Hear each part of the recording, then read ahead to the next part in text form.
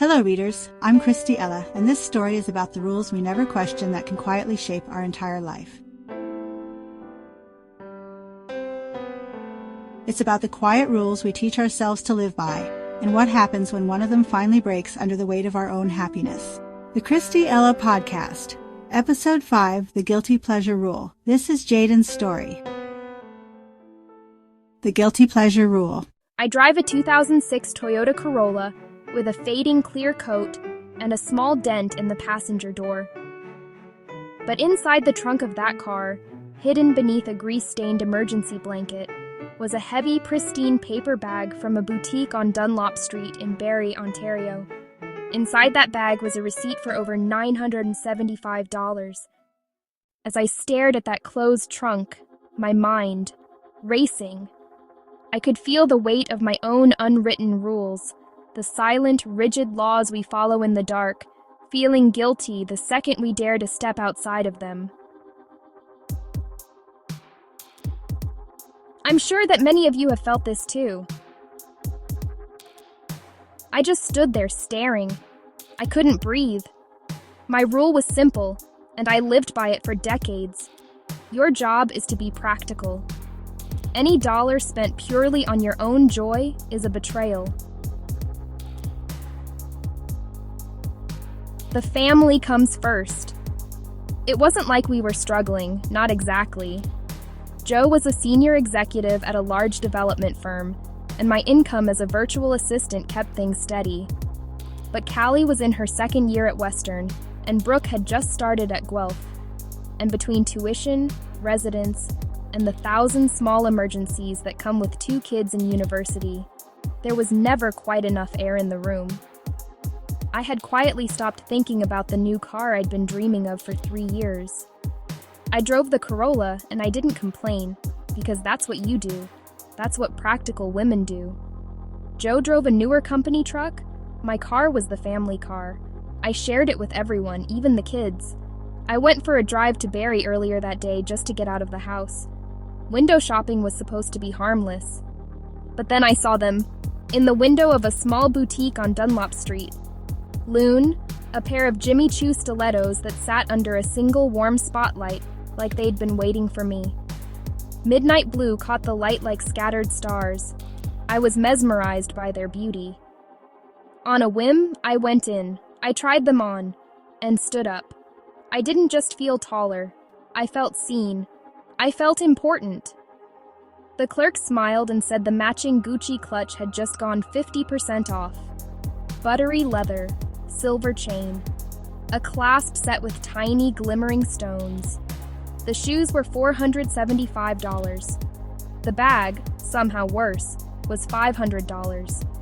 I panicked, apologized, and practically ran out of the store. What was I thinking?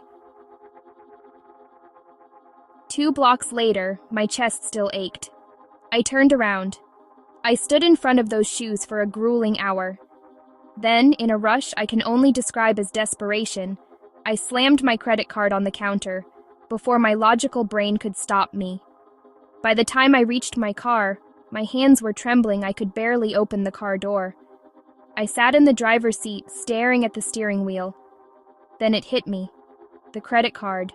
Not cash, not a gift card, not something anonymous that could quietly disappear into the world.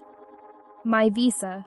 The one that fed directly into our joint account statement every month.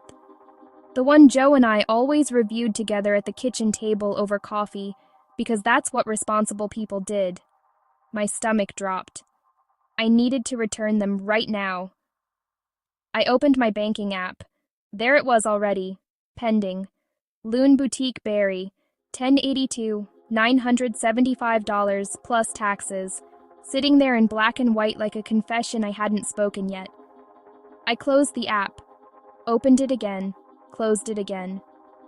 I thought about paying it immediately, but with what? Any transfer from savings would tell its own story. I thought about calling it a work expense, but I was a virtual assistant, not someone who bought $1,000 shoes for client meetings. I thought about telling Joe the truth, and my stomach turned completely. I sat in that parking lot for 20 minutes, building and dismantling lies I wasn't capable of telling. In the end, I drove home. Tomorrow, I told myself. I'll figure it out tomorrow. That evening, Joe looked up from the couch and suggested a spontaneous ice cream run. The girls were home for the weekend. He was already reaching for my keys when something in me snapped. "Let's take your truck, Joe." My voice came out smaller than I intended. He paused, looked at me for a moment, not suspicious, just mildly puzzled. In 20 years, I had never once suggested his truck for an ice cream run. My car was always the family car, the practical car. He set my keys back on the hook and called to the girls. Relief washed through me, brief, fragile. The whole way there, I sat in the passenger seat with my hands folded in my lap, laughing when everyone else laughed, nodding in the right places. The girls chatted easily in the back seat. Joe rested one hand on the wheel, relaxed, content. And I was somewhere else entirely. At the ice cream shop, I smiled through the cheerful chatter, while my chest stayed tight the entire time. Every mention of stopping anywhere on the way home sent a spike through me. The bag was in the trunk that could be opened at any time for any completely ordinary reason. I laughed when everyone laughed. I said almost nothing. When we finally pulled into the driveway and I saw my car sitting in the driveway, exactly where I'd left it, I exhaled like I'd been holding my breath for hours. The bag would wait until morning. I barely slept. In the dark beside Joe, I lay awake doing the same math over and over. I had a small personal savings account, built over years from odd jobs and birthday money, my quiet emergency fund that belonged only to me. If I transferred it and paid the Visa before the statement closed, Joe might never see it. It wasn't a good plan, but it was the only one I had. The next morning, the second Joe left for work, I sat at the kitchen table in my housecoat and opened my banking app with trembling fingers. 4 years of careful savings disappeared in 60 seconds. I sat there a long time afterward, phone face down, cold coffee in my hands. That was my money. I had earned every dollar of it, and somehow spending it on myself had still felt like a crime. The thought arrived quietly, almost accidentally, and I pushed it down without knowing what else to do with it.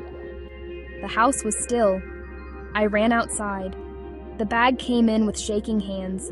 I told myself I would return everything tomorrow, but I didn't.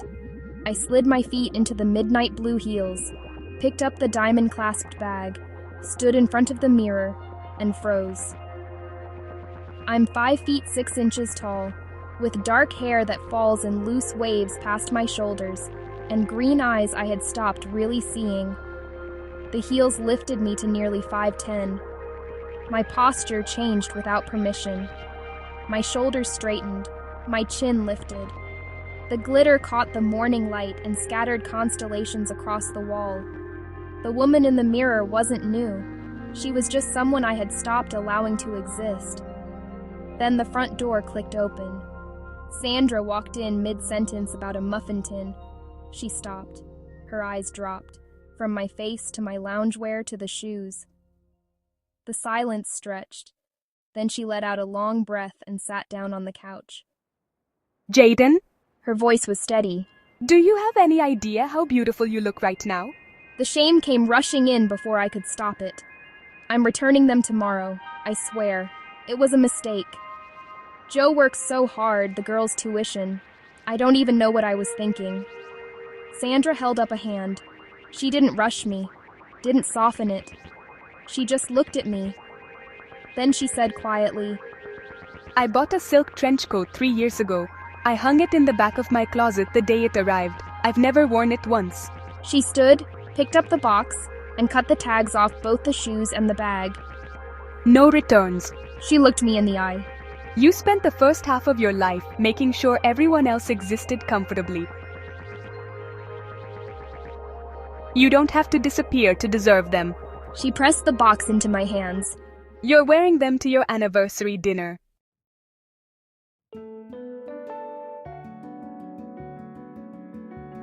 A month later, I did. Black dress, nails done, midnight blue heels. Wow, Jaden. A slow smile spread across his face. You look absolutely radiant. At dinner, a woman at the next table leaned over. She whispered, Excuse me, those shoes are stunning. Joe reached for my hand and held it. I didn't realize how much I missed seeing you like this. You look absolutely radiant. The words landed differently than I expected. Not like admiration, like recognition. And something in me cracked open right there in the restaurant. Later, I told him everything. The trunk, the ice cream run, the lies I didn't even know I was building. He was quiet for a long time. I should have seen it. Not perfect, not polished, I was just honest and real. A week later, I found the box. It was in the guest closet, buried behind things I had stopped seeing. Inside were clothes I used to love. A camel blazer, an emerald blouse, tailored trousers, a slinky red dress, a burgundy cashmere wrap. I held them one by one, unable to remember the exact moment I decided I was done being that woman.